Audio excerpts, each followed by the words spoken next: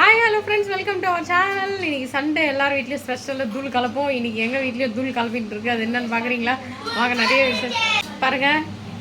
தம்பியோட special north Indian chicken முருங்கைக்காய் gravy ரொம்ப டேஸ்டியாக இருக்கும். இன்றைக்கி பிடிக்க வேண்டியது தான். வாங்க அப்படியே வீடியோக்குள்ளே போகலாம்.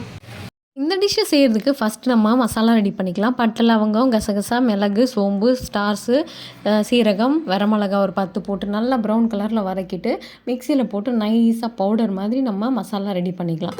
இதை அரைச்சி வச்சின பிறகு அடுத்து வானலில் வந்து காய விட்டு எண்ணெய் போட்டு இதில் பட்டை, லவங்கம், ஏலக்காய், சோம்பு இதெல்லாம் போட்டு 10 பல்லு பூண்டு நல்லா தட்டி போட்டுக்கலாம். 2 வெங்காயம் பொடிசாக போட்டுக்கலாம். கருவேப்பிலை, இஞ்சி பூண்டு பேஸ்ட் தேவைப்படுற அளவுக்கு போட்டு நல்லா ப்ரௌன் கலரில் வறுக்கலாம். அடுத்து நம்ம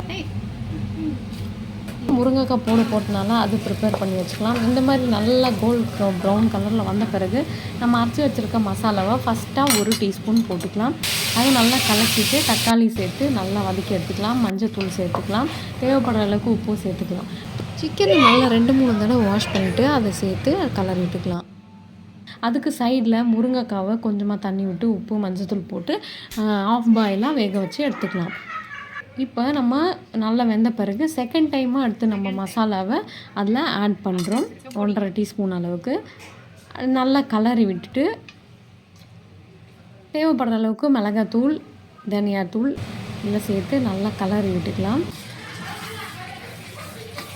அடிப்பிடிக்காமல் நல்லா கலரிட்டே இருக்கணும். அடுத்து ஆஃப் பாயிலாக வெந்திருக்க முருங்கைக்காவை அதில் எடுத்து நம்ம சேர்த்துக்கலாம்.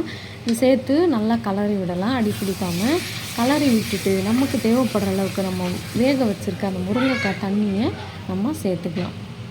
கிரேவியாக வேணும்னா கொஞ்சமாகவும், குழம்பா வேணுன்னா அதிகமாகவும் சேர்த்து நம்ம ஏற்ற மாதிரி போட்டுக்கலாம். அடுத்து தேவைப்படுற அளவுக்கு உப்பு சேர்த்துக்கலாம். இப்போது ஒரு 10 நிமிஷம் மூடி வச்சு நல்லா வேக விட்டுடலாம். 10 நிமிஷம் கழித்து திறந்து பார்க்கவும். பாருங்கள், சிக்கனு முருங்கைக்காய் எல்லாமே வெந்து சும்மா வாசம் தூக்குது, மூக்கை தொலைக்குதுங்க. இவ்வளோ தான் நம்ம நார்த் இந்தியன் சிக்கன் முருங்கைக்காய் கிரேவி ரெடி ஆயிடுச்சு. ஃபைனலாக நம்ம கொத்தமல்லி தலையை தூவிட்டு ஒரு 10 மினிட்ஸ் மூடி வச்சு நம்ம ஸ்டவ் ஆஃப் பண்ணிடலாம். அவ்வளோதாங்க, நம்ம டிஷ்ஷை சூப்பராக ரெடி ஆகிடுச்சு. இந்த வீடியோ பிடிச்சிருந்தா லைக் பண்ணுங்கள். தேங்க்யூ.